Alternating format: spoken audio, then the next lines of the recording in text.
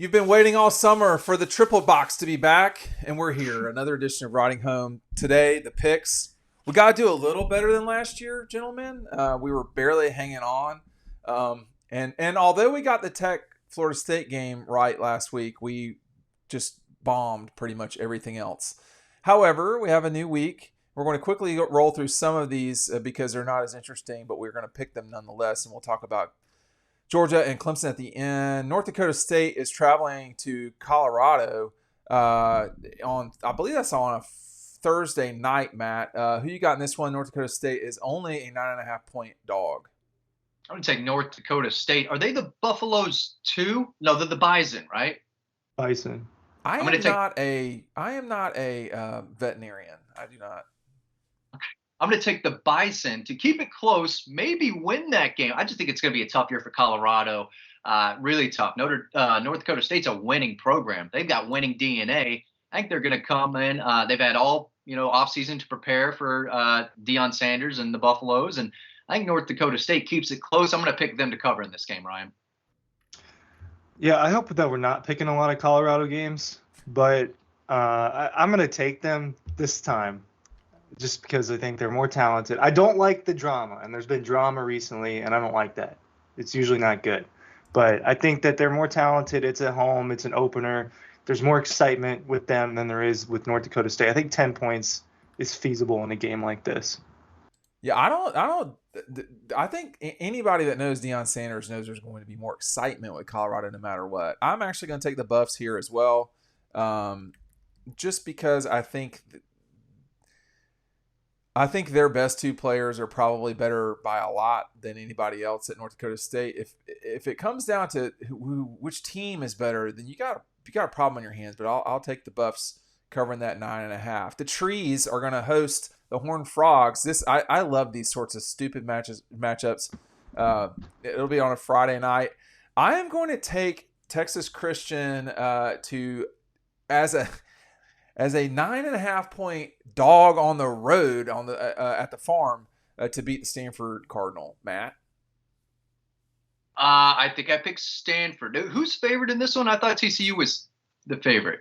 TCU is the favorite, and I'm picking them to cover 9.5 points on the road. I think the Trees are going to keep it close. Okay. I've got no reasoning behind this. Pulling for a close game out west, so give me Stanford. Yeah, I got TCU. I think better football team. I think a little bit of a bounce back, not to being a playoff contender like 2 years ago, but I think that they can. Last year was kind of a championship. What do they call it? Hangover? The championship hangover for them. You get there, you shouldn't have been there in the first place probably, and then why? You get destroyed. What? Should Michigan have been there or Alabama? Do you think TCU was one of the 4 best teams in 2022? I don't. Are you trying to trigger me right now, man? That's not why we're here. We're here about 2024. Okay. I'm just bringing up the past a little bit. I think 9.5, they can do it. The only Stanford player I can't even name, but it's that wide receiver that went crazy that one night we watched. Yes. Going to double overtime. And they replayed that game the other day on TV. Beat the Colorado Buffs. Yeah, they did. This is a very curious matchup. Fox, I think, doing a great job wrangling this game. Penn State Nittany Lions and Matt's favorite coach in college football are going to go down to West Virginia. They're an 8.5-point dog. 8.5-point favorite at West Virginia. The game is at noon on Fox.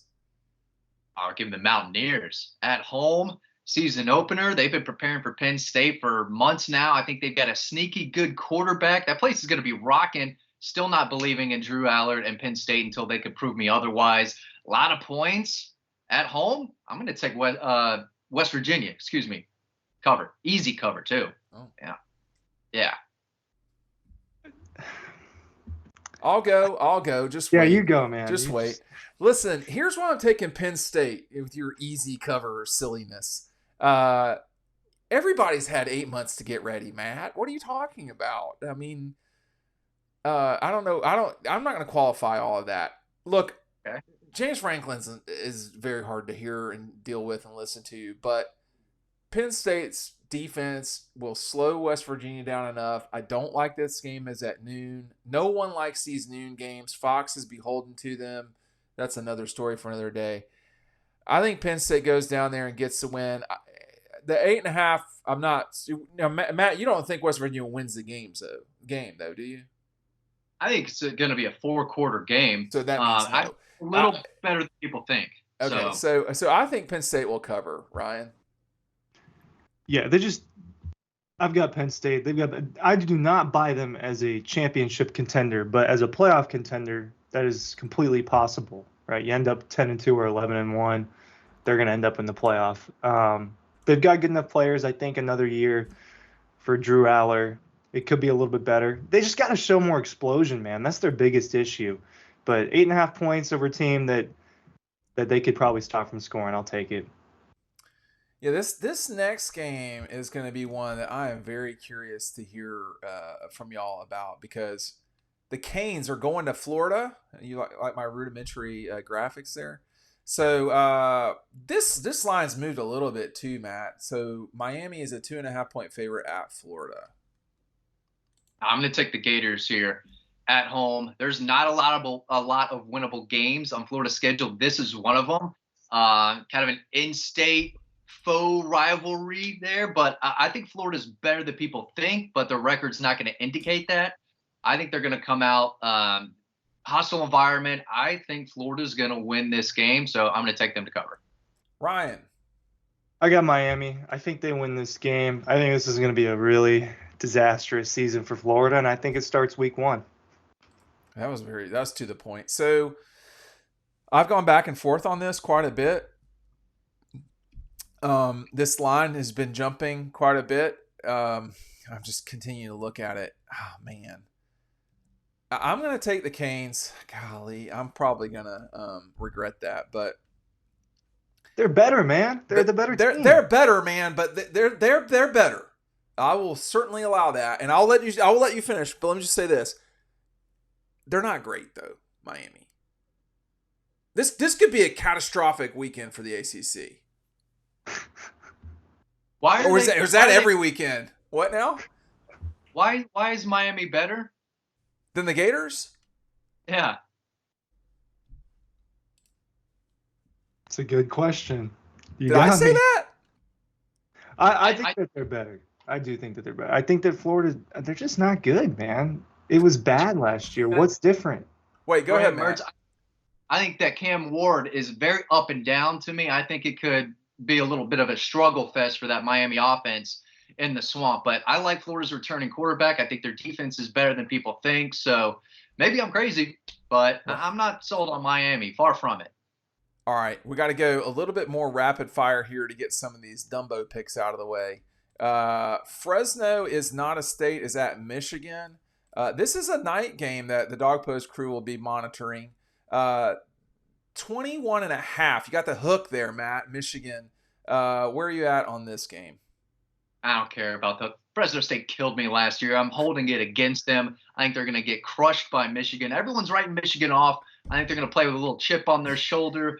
First game after, national championship season. Love the logo, Ryan. Don't like the team. I think they're going to get crushed by the Wolverines. Yeah, Michigan, I think, returns a little bit more talent than people realize. I don't think that they're falling off a cliff the way that some national championship teams have in the past. I think they're playoff contenders too, is all I'm going to say about that. Give me it. I'll take Michigan.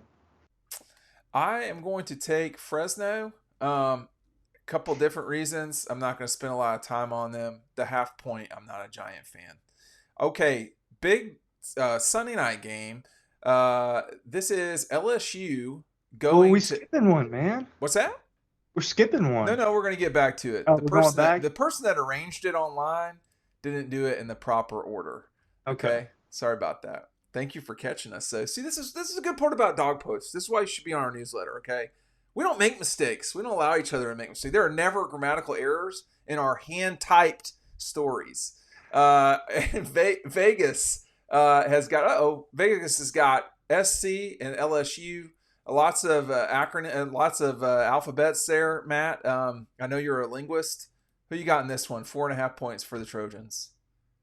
I'm going to take the Bayou Bengals in this one. Defense worries me a little bit, but I think they're going to score a lot of points.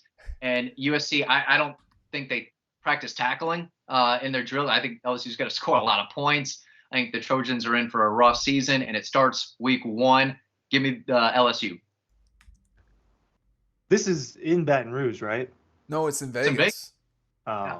well, that doesn't really change my mind. So I'll take LSU minus 4.5. I think that I think Garrett Nussmeier is going to be pretty good, right? We saw him live. I think he can have a pretty good season. What they do with the receivers and plug in and play, I think the Lacey guy is going to have a really good year. I can't remember his first name. I actually do like USC's quarterback this year. He balled out in the bowl game. I think that they could have a good offensive year, but like Matt said, the defense is not there, and LSU's defense is going to be a little bit better than them too. They still have some studs there. Total SEC bias. I'm going to go with LSU. I do not anticipate. I don't know what the over/under is on this game, but it should be like 1,000. Neither of these teams have the first idea what defense is, and that's fine. LSU's just got better players. I think one thing I'd be concerned with on this one, I'm looking for over/under, and I cannot find it quickly. I think one thing I'd be concerned about this deal is it's 64 and a half. So in the game in the 30s, for those of us that went to public school, I think that I think what I'd be concerned about here if I'm LSU, they've not been good in season openers. So I don't know, and how lively this Vegas crowd will be for SC, I don't know. That's not a very far way to make it. From LA to Vegas. Okay, the game of the weekend, according to everybody at Disney, is Notre Dame getting 2.5 points at A&M. That game has even shifted some too. I'll go first. I actually think Texas A&M is not going to win this game, so I'll take the free points. Yeah, look at the eyebrows go up from everyone. I will take the free points. I will take Notre Dame like a total moron. I'm going to join you on the moron bus there, Dean. I like the Irish on the road. I just think it's going to take a little time for that A&M staff to build some chemistry and continuity with that team. I think Notre Dame has a decent team, and they're used to playing on the road in big environments. I'm blanking on the quarterback that they got transferring in. Is it the kid from Duke? Exactly. You're blanking on him. Because he's not that good. I think he's good enough to win this game on the road. So give me the Irish. Hey, man, Ryan, let's go. Let's see it. How many touchdowns do you think he threw for last year? I know he beat Clemson and that week How 1 many touchdowns do you think? Seriously, I want your guess. A little bit. He was hurt. He was hurt a lot last year. So it's probably not many, but he's okay. He's fine. 6 touchdowns. I'm not buying Notre Dame. I'll take Texas A&M by a field goal at home. It'll be more than that. Ryan's not about your foolishness, Matt. I'll tell you that right now. He is not about your foolishness. As you can see on the screen, Georgia is a 13.5-point favorite in Atlanta. This is going to kick off your weekend of college football, your Saturday of college football, I should say. Let's get into this game here. This is a tricky line for me, Matt. 13.5. The over/under is not even 50 points. I'm rocking the under. I'll tell you that right now. But I'll give you my 13.5-point decision here in a second. Yeah, I like the under 2. Depending on what the under is, I think I said 34-17 as my final score. So I think Georgia wins by 17. I think they cover late in the game. 34-17. That Cal State math, I don't know. That would be an over. That would be an over. Over. Okay, switching it up. Okay. Georgia covers though, Ryan. Yeah, I think Georgia covers too. I think they win by 3 touchdowns. I just think that this is a 20-plus point game. I think that's the difference between these two teams. And neutral site, obviously it's not the same as Stanford Stadium, but it doesn't help Clemson that it's in Mercedes-Benz Stadium, a place that they just play so much and are familiar with. And Georgia's going to have more fans there. But has Clemson yeah, I played think there? That this line's a little too small, man. I do. Has Clemson played there yet? Yes, they played Tech there. I think they played there. But look, man, in these big games, Georgia blows these teams out. Right? It's the cupcake games that they don't cover the spread. It's those games. I think Georgia covers those easily. Well, I've got Georgia as well. I think what you just said is a good point. In terms of winning the game, I would not be completely like you're going to have to drag me out of the stadium shocked if Clemson wins. I'd be pretty surprised. Here's why. And this is where I'm going to make the case for the 13.5. I was just watching some, when you're around the facility, you get a vibe, you get a feel for things. This is a very quiet Georgia team this year for whatever reason. Like, there's not a lot of confusion about what's going on. There's this, that, and the other. I think that I think they know they're good. I think they know they've got a challenge. I think if this were the second game of the week, the second game of the year, maybe it'd be a slightly different, point spread situation for me. I think the 13.5 is just a little bit too low. I thought this thing had an opportunity to go to like 15 or 16. It never has moved like that. Now, we're recording this on Wednesday, so it's possible lines could shift a point or two. We've seen that with A&M and Notre Dame, but in this one, it's really kind of stuck at 13.5. This will be a home game for Georgia, whether people want to say that or not. This is akin to Clemson playing in like Anderson, I guess. I don't know, but there will be a ton of no. We're not allowed to make fun of Anderson. First of all, I'm not making fun. I think you're laughing about Anderson. It's not Atlanta. It's not Atlanta. That's definitely true. Close.